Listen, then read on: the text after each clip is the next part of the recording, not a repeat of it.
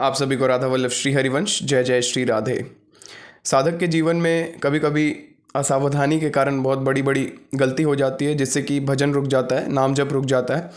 और कोई सच्चा साधक है जो सच्चे हृदय से इस मार्ग में चल रहा है, उसको ये महसूस होता है, उसको हृदय में ऐसा जलन महसूस होता है, उसका रोम रोम जलने लगता है, परेशान हो जाता है वो कि ये क्या हो गया, क्या मेरे साथ अंदर कुछ घट गया जिसके कारण हमको इतना बेचैनी हो रहा है।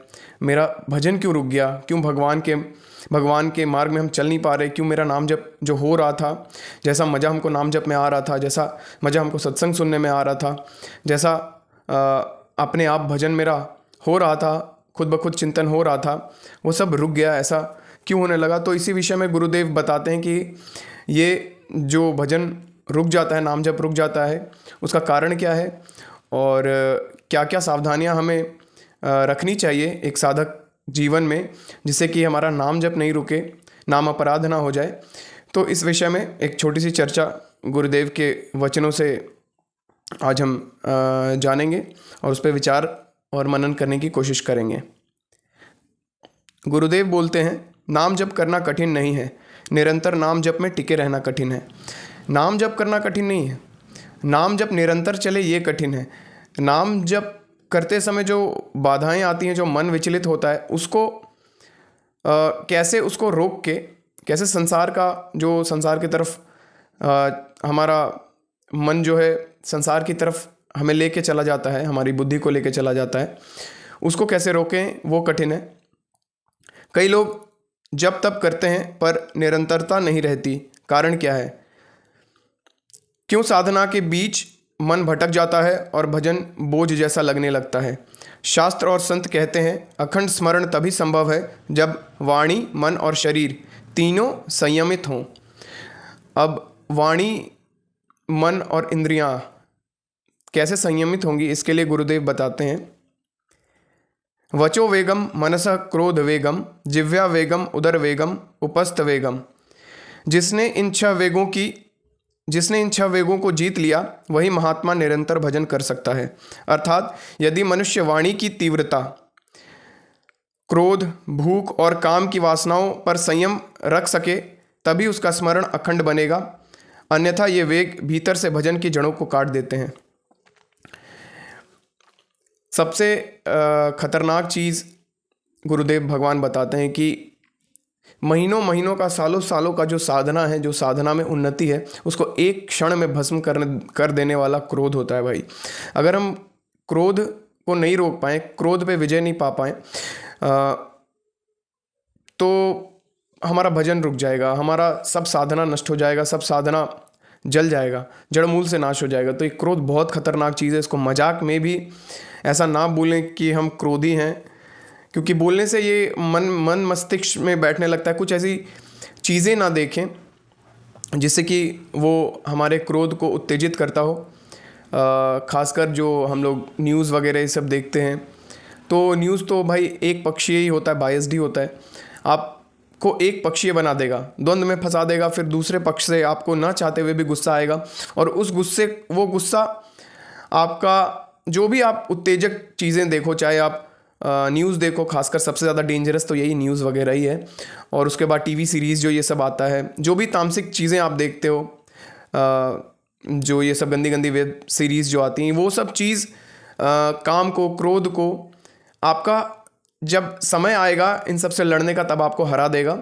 क्योंकि आपका जो सूक्ष्म तौर पे जो अंदर काम, और कोई हम लोग सिद्ध तो हो नहीं गए हैं, कोई हमें भगवत प्राप्ति तो हो नहीं गया है कि हम ये सब चीज़ अब हमको नहीं सताएगा।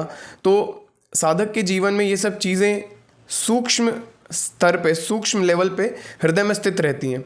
नॉर्मल लोग के जीवन में ये सब तो भाई प्रकट रूप में रहता ही है भाई, उन लोगों को कोई फ़र्क नहीं पड़ता। उन लोगों का हृदय संसार का भोग करते करते, संसार की विषय वासनाओं का चिंतन करते करते, उनके पीछे भागते भागते इतना मलिन हो गया है कि मतलब वो अगर गुस्सा कर भी दें, काम भोग में उतर भी जाएं, इधर उधर गलत विषय चिंतन में, विषय क्रिया में लग भी जाएं, तो उनका हृदय में उनको उतना फ़र्क नहीं पड़ेगा।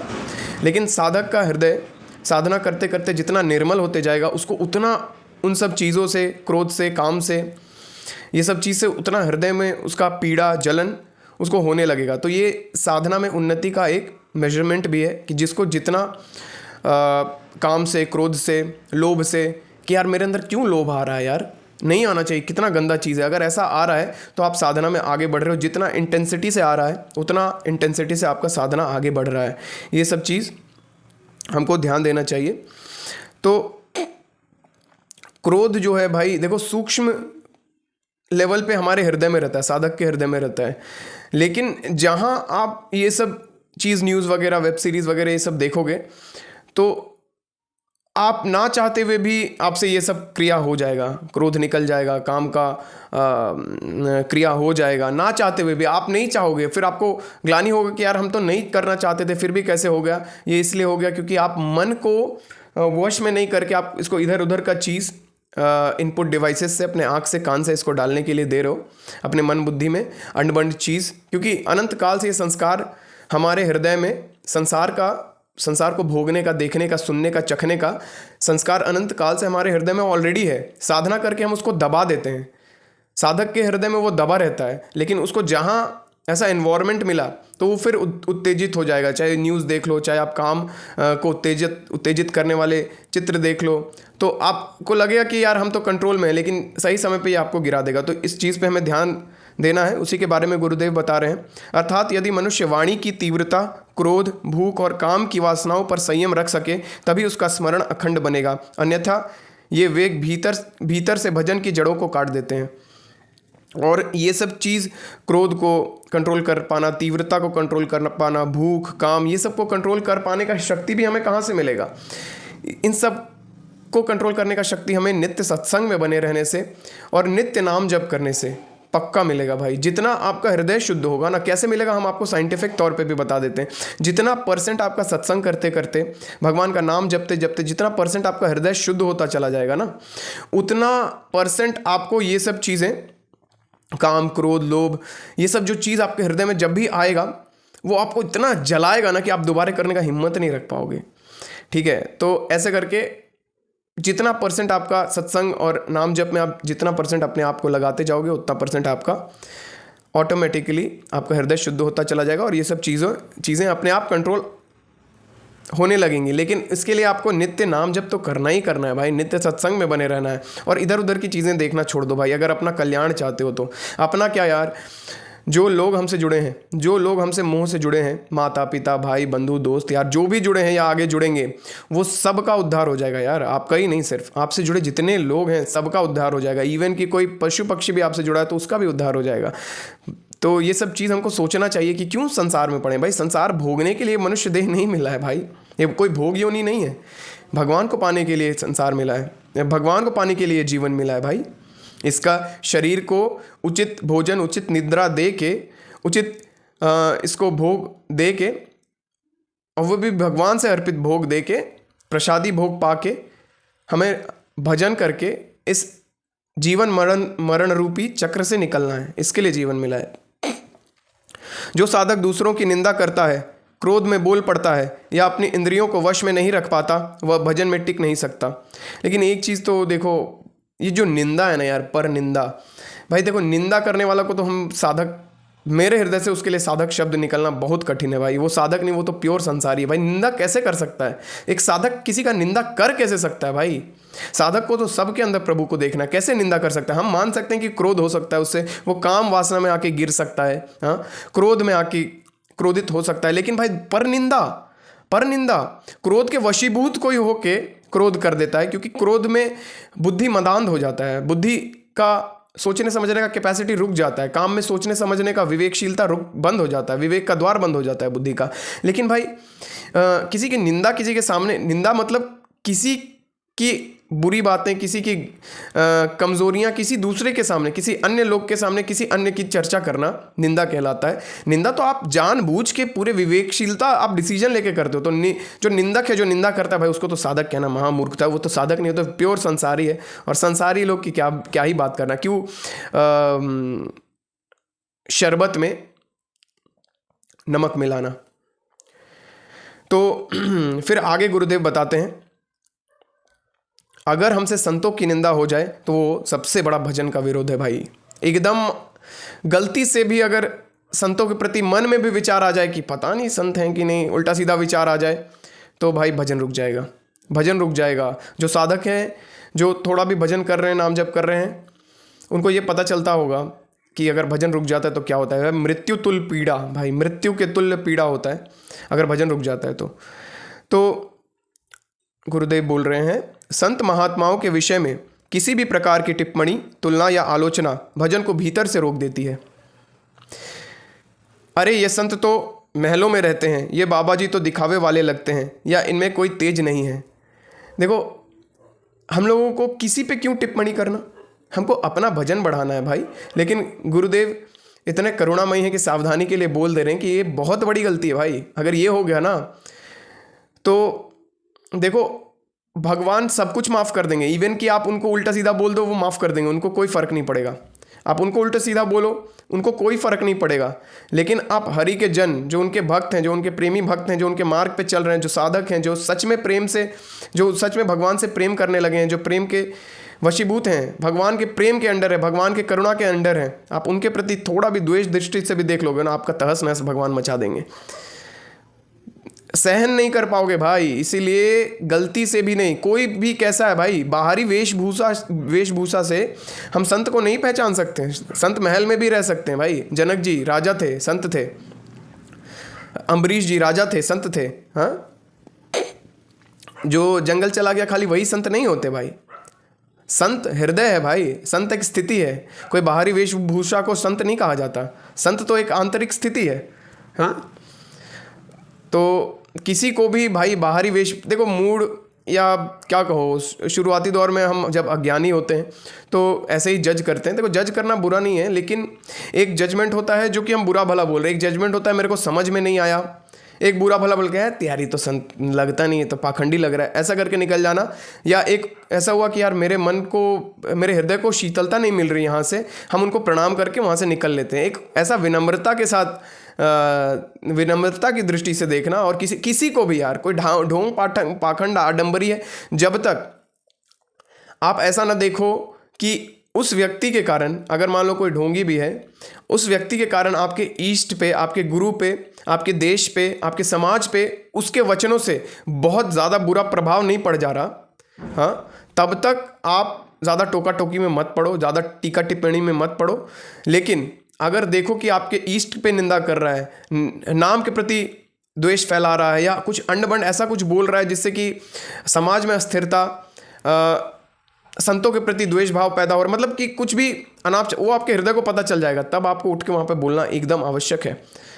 हमारे शास्त्र बोलते हैं कि अगर ऐसा कोई करे कि कोई हमारे ईष्ट पे, हमारे गुरु पे उंगली उठाए, उनके खिलाफ अंड-बंड बोले, तो अगर आपके अंदर सामर्थ्य है तो उसको वहीं पे चुप करा दो, उसको वहीं पे एकदम कड़ा नोटिस देके उसको वहीं पे चुप करा दो। नहीं तो अगर चुप नहीं करा सकते तो वहाँ से कान बंद करके निकल जाओ।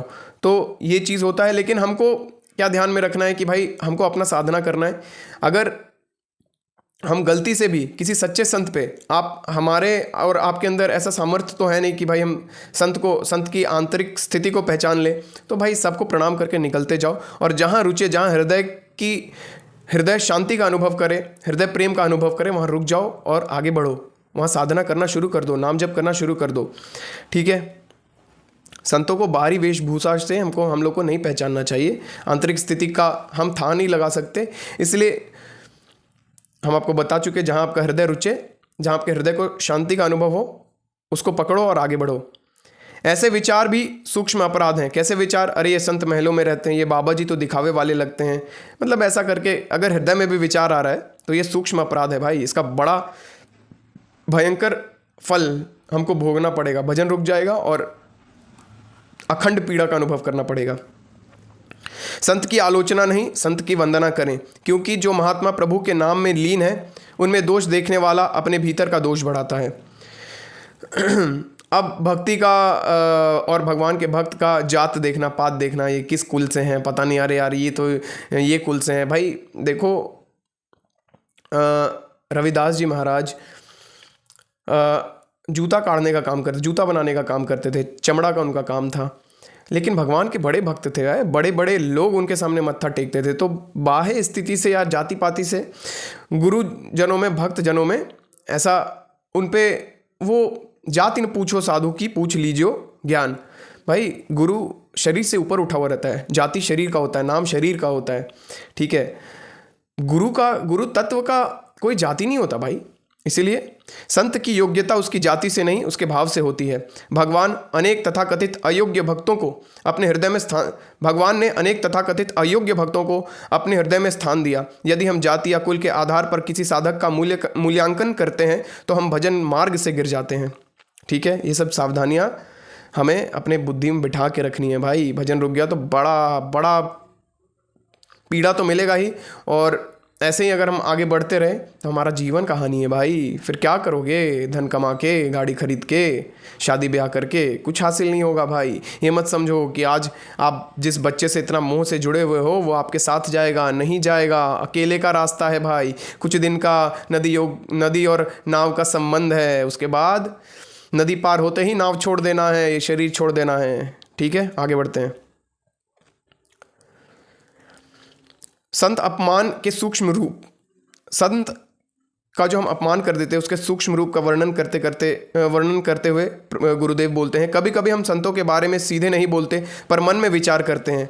इनके चेहरे में कोई तेज नहीं दिखता, इतना बड़ा महात्मा होता तो ऐसा क्यों करता, वैसा क्यों करता। भाई देखो, संतों ने ही कहा है कि गुरु कहे सो करो, गुरु करे सो ना करो। भाई वो सिद्ध हैं, वो कुछ भी कर सकते हैं। हाँ, वो कुछ भी कर सकते हैं। वो जो कहें वो करना चाहिए हमें, जो करें वो नहीं करना चाहिए, एकदम नहीं करना चाहिए। क्योंकि वो जो करने में समर्थ हैं, हम उसका 0.1 करने में भी समर्थ नहीं है भाई। इसीलिए जो गुरु कहें वही करना चाहिए। यह भी स्वरूप निरूपण अपराध है, स्वरूप निरूपण कर देना, कि मतलब उनके बारे में हृदय की सूक्ष्मता से किसी को कुछ बोले नहीं, लेकिन मन में सोच लिए कुछ ऐसा। महापुरुषों का तेज बाहरी नहीं होता, वह आंतरिक दिव्यता होती है जो साधारण दृष्टि को दिखाई नहीं देती। जैसे जड़ भरत जी, जिन्हें लोग पागल समझते थे पर वे स्वयं भगवान के स्वरूप थे। तो भाई देखो, आंतरिक स्थिति हम लोग किसी का जानने का सामर्थ्य नहीं रखते हैं, बार बार बोल रहे हैं।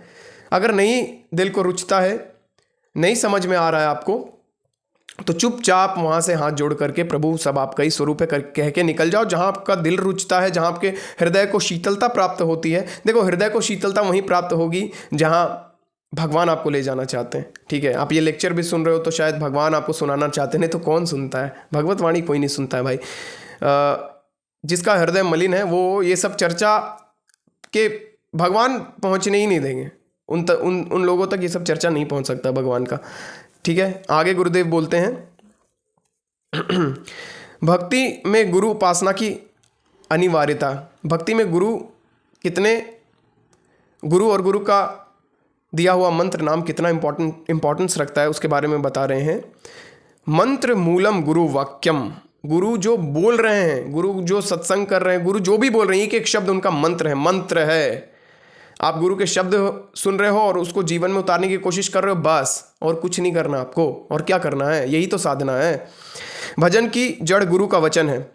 भजन की जड़, समझ रहे हो ना, जड़ अगर बढ़िया होगा तो वृक्ष बढ़िया होगा, वृक्ष बढ़िया होगा तो फल फूल बढ़िया होगा, जड़। तो भजन की जड़ गुरु का वचन है। आज कई साधक मनमानी भक्ति करते हैं, मुझे ये नाम जपने में रस नहीं आता, मैं कोई दूसरा नाम ले लूँगा। अरे यार, कोई दुकानदारी चल रहा है क्या? हाँ, कि आज राम नाम जप लेते हैं, कल कृष्ण नाम जप लेते हैं। अरे अनन्यता होना चाहिए भजन में। और ऐसे लोग भजनानंदी नहीं होते। ये लोग तो बस बिजनेस समझते हैं, सांसारिक क्रिया समझते हैं इस चीज़ को। तो पर जहाँ गुरु का आदेश नहीं, वहाँ कृपा का प्रवाह नहीं। जो मंत्र गुरु ने दिया है वही तुम्हारा सीधा मार्ग है। जो गुरु ने मंत्र दे दिया, नाम दे दिया, बस उसको पकड़ो और आगे बढ़ो। सब चीज़ भगवान का नाम ही है। सब गुरु भगवान का नाम ही देंगे, भगवान का ही मंत्र देंगे। भाई उसको पकड़ो और आगे बढ़ो। सब नदी जाके सागर में ही मिलने वाला है, समुद्र में ही मिलने वाला है।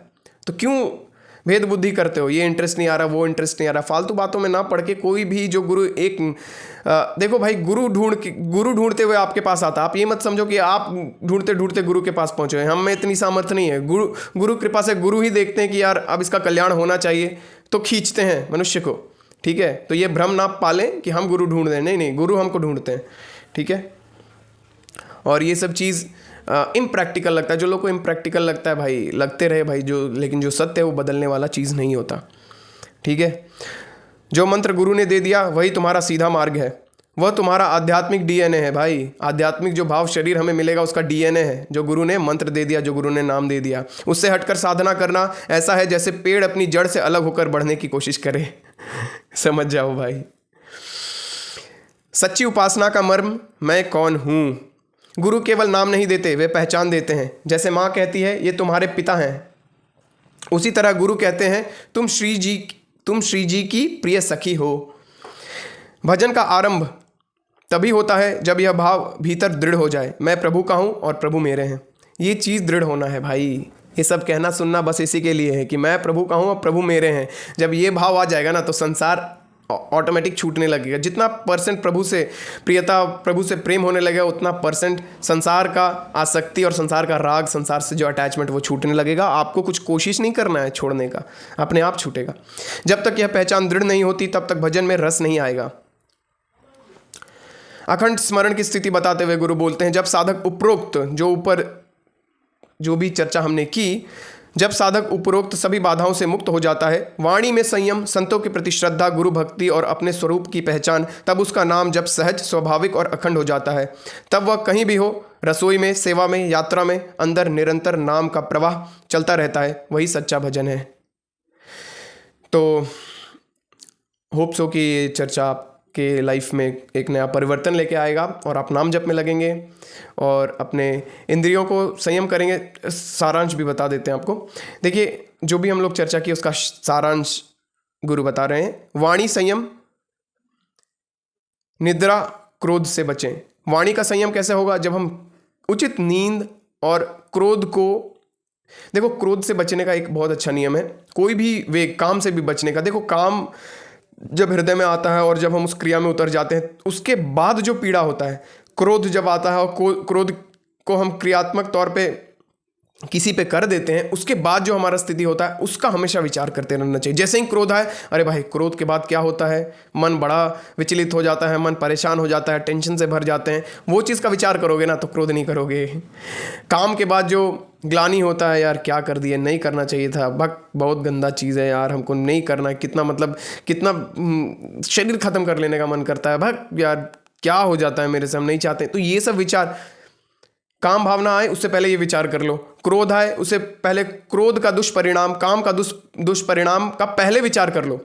क्रोध आए उससे पहले विचार कर लो, काम आए उससे पहले विचार कर लो। बस इतना विचार करो, क्रोध और काम दोनों रुकने में बड़ा सहायक दवा है ये, अगर पहले विचार करते हैं तो। लेकिन अगर सत्संग नहीं है, नाम जप नहीं है, विवेक नहीं है, तो ये चीज़ पहले नहीं आएगा, बाद में आएगा। बाद में आके क्या फ़ायदा भाई। अब पछताए होत क्या जब चिड़िया चुग गई खेत। तो पहले हमको विचार करना है उसके दुष्परिणाम का, क्रोध का, काम का, लोभ का, उसका दुष्परिणाम आप विचार करोगे तो जब क्रोध आएगा वेग तो आप रोक लोगे, भाई इसके बाद का चीज़ हम अफोर्ड नहीं कर सकते, इसके बाद जो ग्लानि है हमको हृदय में देगा वो हम अफोर्ड नहीं कर सकते। तो भाई अपने आप रुकने में देखना बहुत फायदेमंद है ये चीज़, ये नियम। दूसरा विषय इंद्रिय संयम, भूख काम की मर्यादा रखें। देखो उचित भोजन, उचित समय पे भोजन और काम। देखो कोई भी चीज़ जब हम सुविधा जुटा लेते हैं ना, तब हमको, जैसे कि मान लो फ्रिज में आइसक्रीम पड़ा है तो खाने का मन करेगा। भाई फ्रिज में आइसक्रीम नहीं है तो जाके मार्केट से खाना थोड़ा सा हमको कष्टदायक लगेगा, तो बोले अरे यार कौन खाएगा। तो उसी तरह काम वेदना, जो काम का जो क्या बोले उसको, काम का जो उत्तेजना हृदय में प्रकट होता है। देखो मोबाइल उसका सबसे बड़ा कारण, तुरंत कुछ गंदा वीडियोस देख लिए, सब देख लिए तो भाई खेला खत्म।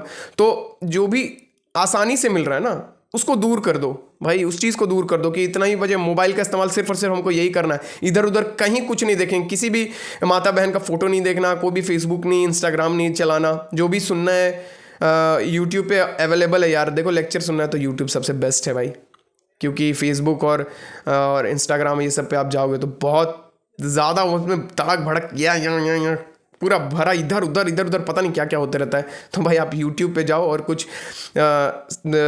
भगवान के चर्चा में पढ़ो, भगवान की चर्चा करने वाले लोगों का, करने वाले संतों का, प्रिय भक्तों का आप चैनल सब्सक्राइब करके रखो। अगर आप इधर उधर मन को भटकने दोगे तो भाई मन तो भटका के ये जन्म में बर्बाद करवा देगा। बाकी आप लोग समझदार हैं। संत श्रद्धा, किसी भी संत की आलोचना ना करें। जाति विचार, भक्त में जाति का कोई स्थान नहीं। भक्त में जाति का कोई स्थान नहीं होता, वो तो शरीर से ऊपर उठ जाता है भाई। तो कहाँ से अब आत्मा का क्या आप जाति बता रहे हो भाई? भाव शरीर का आप क्या जाति बता रहे हो?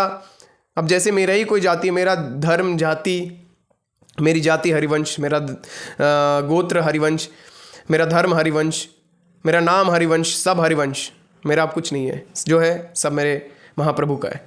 ठीक है। गुरु उपासना, गुरु प्रदत्त नाम की गुरु उपासना क्या है? गुरु प्रदत्त नाम ही साधना का केंद्र बने।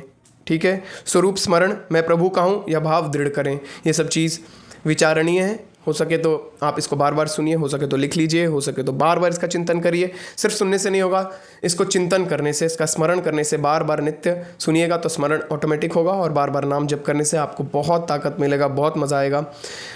देखो भाई, आनंद तो भगवान के भजन और भगवान के नाम में ही है, तो उसी में लगना चाहिए हमें। इस संसार में पड़े रहोगे तो भाई दुखी रहोगे। आप लोग भगवान का भजन करिएगा, नित्य सत्संग में बने रहिएगा, भगवान का नाम जप करिएगा। इसी मंगल कामना के साथ नेक्स्ट वीडियो में मिलेंगे। आप सभी को राधा वल्लभ श्री हरिवंश। जय जय श्री राधे।